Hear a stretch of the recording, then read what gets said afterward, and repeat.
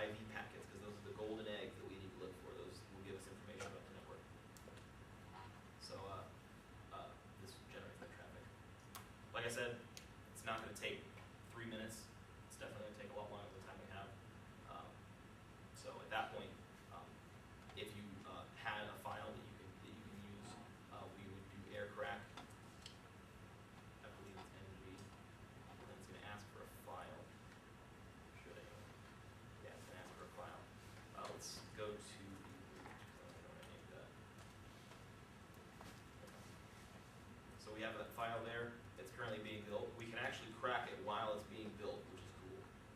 So we're going to run air crack NG. Root capture .ivs. I always do .ivs. I keep forgetting that it does it for me. So basically we have the command aircrack, and like I said, a very simple argument, just the name of the file to crack.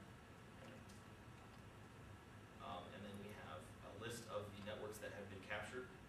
Obviously we only care about this one, and it's number 1 because it's going to be the most common one on the list. It's because we specified the BSSID. So what it's asking for is which network do you want to attempt to crack. So we say 1, enter, and then it lets us know that we haven't got any packets. Now, had we gotten packets, we would have gotten the screen that we saw up there that said, crack successful, here's the key. So this is verbatim how it's done. It's just, we don't have time to do it. Traditionally, what you're going to look for is about 30,000 packets from the network in order to do this. And we have 0 because it's by itself over there. So, ta-da! What do you guys think? I just read on here, like, mine doesn't support packet injection, but it said you can use Kismac. It just takes a really long time because it doesn't use those IBS packets. It just generates a lot of traffic. Yeah, that's actually in Backtrack 4 too. Okay. I haven't used it a lot, but I have touched on it. Well, yeah, Anybody else who uses it? Yeah, yeah. So yeah. How quickly could you crack a WPA network if someone was streaming video and music using a lot of bandwidth? I guess I don't know what you're asking. If that was a WEP network, how fast can you crack a WPA network if someone was giving you enough packets to see what you see? How many users are on the network, Okay. not the network traffic. Cracking WPA, the methods are a lot different than cracking WEP. How long would that take you? We were actually just talking about this. WPA and WPA2 use different methods. What happens is you're looking for packets that are called handshake packets. Those handshake packets can be used against Word files. You can download Word files, dictionary files, from the internet, and it basically is a brute force attack. You take the handshake packets home with you, you load up Backtrack on a really beefy server if you want, because that'll make it faster, and then you tell it to use some sort of dictionary file to just bang the hell out of it and try to guess the password. For testing, a lot of the times it's cooler to use on your wireless device to use a really easy password like password. That way you won't have to wait as long, but you can still learn how it's done. So if you want to do that, that's what you would do. And then WPA2 is pretty much the same, it's just more difficult.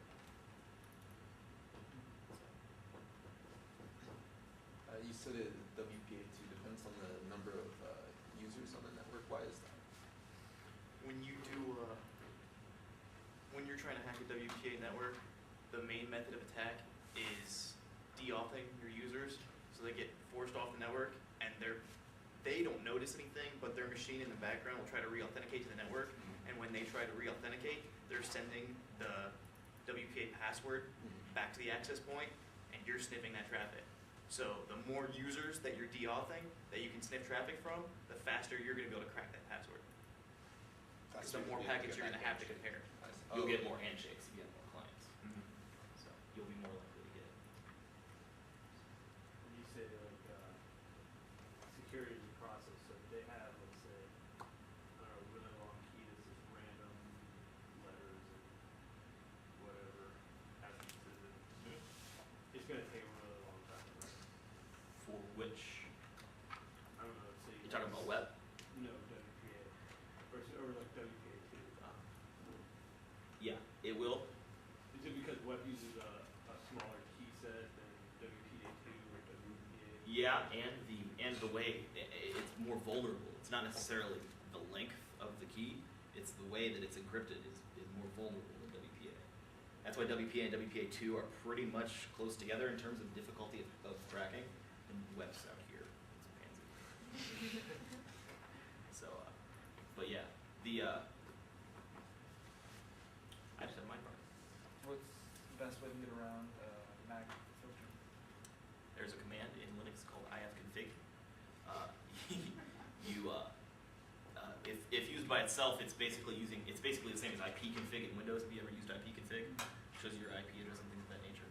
If you use ifconfig, there are two arguments that you can use, and what it does is it says, hey, network interface, use this MAC address instead. One line. That's all it does. So MAC filters on your router, yeah, that's not a problem. I'll get through it. So yeah, I can go over it if you want. But yeah, I mean, if you guys have a lot of interest in WPA, WPA2, I'll put something a little more technical and a little more cool together, and I'll do a presentation on that. So, because that doesn't require nearly as many specifications for this. So,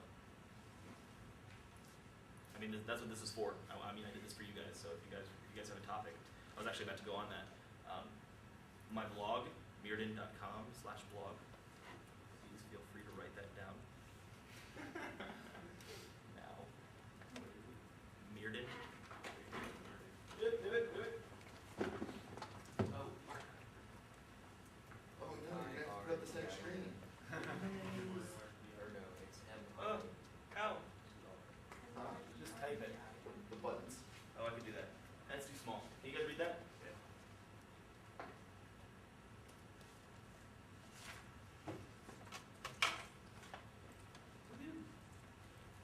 I'll write it anyway. It's really small.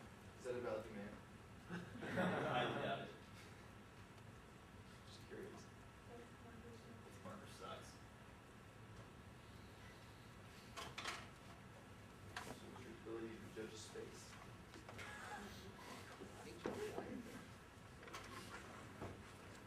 So I will, I'll get a hold of this video. Not that I'm in the interest of being. Oh, is there, do you have a PowerPoint down for? Yes. In the post that I'll upload this to YouTube, and then I'll embed the YouTube video in my blog, and I'll include a link to the PowerPoint in this video, as well as links to all of the resources I used. So like other YouTube videos that, for people that actually have the hardware to do this. So yeah, that'll all be included. So that'll be within the next day or two. So keep checking it daily. Subscribe to my RSS feed too. Twitter.com/Meerden.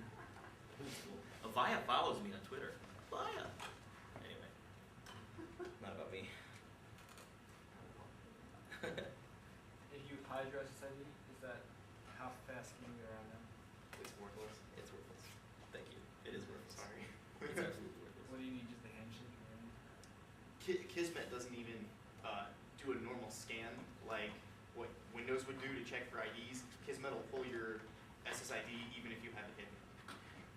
If you, first of all, that's true. But second of all, the commands that we've used, do you remember ever me needing the SSID? No, I didn't. I needed the BSSID. And the BSSID cannot be hidden. It can be changed, can't be hidden. Like I said, I know most of you. You two I don't know. If you guys are interested, I'll go to the next slide, or I won't because that's a pain. Sure. How would you figure out what channel a hidden network's on? Did you see the screen in Kismet that I was on?